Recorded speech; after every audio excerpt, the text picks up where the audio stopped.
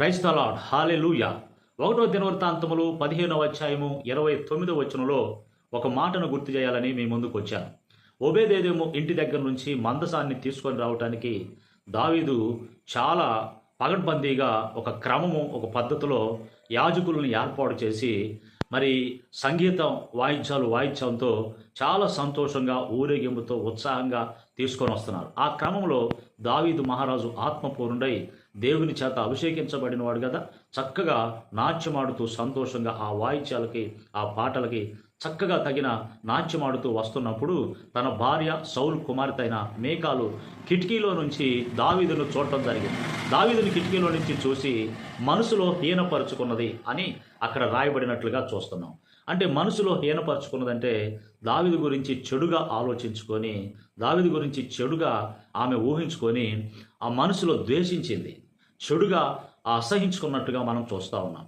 ఇక్కడ ఆ విషయం ఏంటంటే భర్త అనే గౌరవం, తర్వాత దేవుని చేత అభిషేకించబడిన వ్యక్తి అని, రాజు అని ఈ గౌరవ మర్యాదలు ఏమి లేకుండా తన మనసులో హీనపరుచుకున్నట్లుగా చూస్తూ ఉన్నాం. దేవుని చేత అభిషేకించబడిన వాడే, దైవ సేవకుడే, రాజే నా భర్తే అని చెప్పి ఇంత గౌరవ మర్యాద కూడా లేనటువంటి పరిస్థితి చూస్తున్నాం.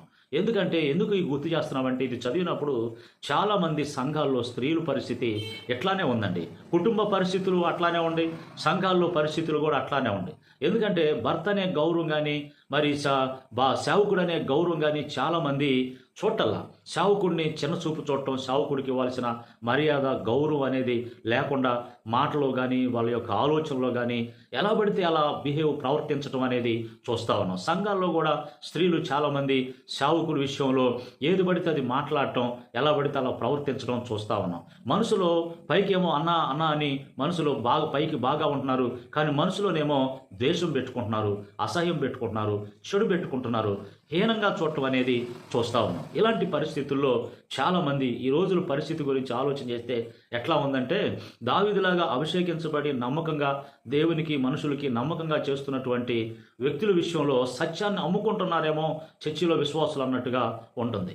ఎందుకంటే సత్యంగా నమ్మకంగా ఉన్న దావీదు విషయంలో మరి తన సొంత భార్య హీనంగా చూస్తాం అనేది చాలా బాధకరమైనటువంటి విషయం. ఈరోజు కన్న తండ్రి, ఆత్మీయ తండ్రి, మరి దైవ సేవకుడు, మరి మనల్ని కన్నాడే, మనల్ని పెంచాడే, మనల్ని నడిపిస్తున్నాడే, మన దేవుని చేత అభిషేకించబడిన వాడే, దేవుని చేత పంపబడిన వాడే అనేది లేకుండా సత్యంగా, న్యాయంగా, ధర్మంగా నడుచుకునే సేవకులేమో హీనంగా చూస్తున్నారు. అబద్ధం చెప్పేవాళ్ళు, మోసం చెప్పేవాళ్ళనేమో సంకనెత్తుకొని ముద్దు పెట్టుకొని కౌగిలించుకుంటున్నారు. సత్యాన్ని అమ్ముకుంటున్నారు అబద్ధానికి అనేది నేను అందుకే అంటుంది. దేవుని బిడ్డారా, ఒకవేళ ఈ మాటలు వింటున్న మీరు మీ ఆత్మీయ జీవితం ఎలా ఉందో ఒకసారి ఆలోచించండి. మీ సేవకుడి విషయంలో మీరు ఎలా ఉన్నారు? నీ భర్త విషయంలో మీరు ఎలా ఉన్నారు? భర్తను గౌరవించే స్త్రీగా ఉన్నావా? భర్తకు మర్యాద ఇచ్చే స్త్రీగా ఉన్నావా? భర్తకు విలువ ఇచ్చే స్త్రీగా ఉన్నావా? భర్తని తక్కువ చూపుతో విలువ, గౌరవ మర్యాద లేకుండా చూడటం. మికాలకి లైఫ్ లేదు నా ప్రియ దేవుని బిడ్డలారా, ఆలోచన చేయండి. ఆమె సంతానం లేదు, ఆమెకు లైఫ్ లేదు, అంతటితో ఆమె జీవితం ఆగిపోయింది.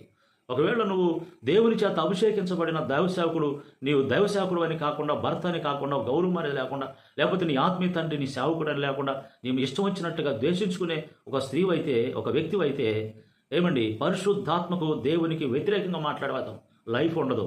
మీ జీవితం ఇక ఆత్మీయంగా అట్లానే చనిపోతారు, ఆత్మీయంగా చచ్చిపోతారు. ఇక లైఫ్ ఉండదు సంఘాల్లో, కుటుంబాల్లో. జాగ్రత్త.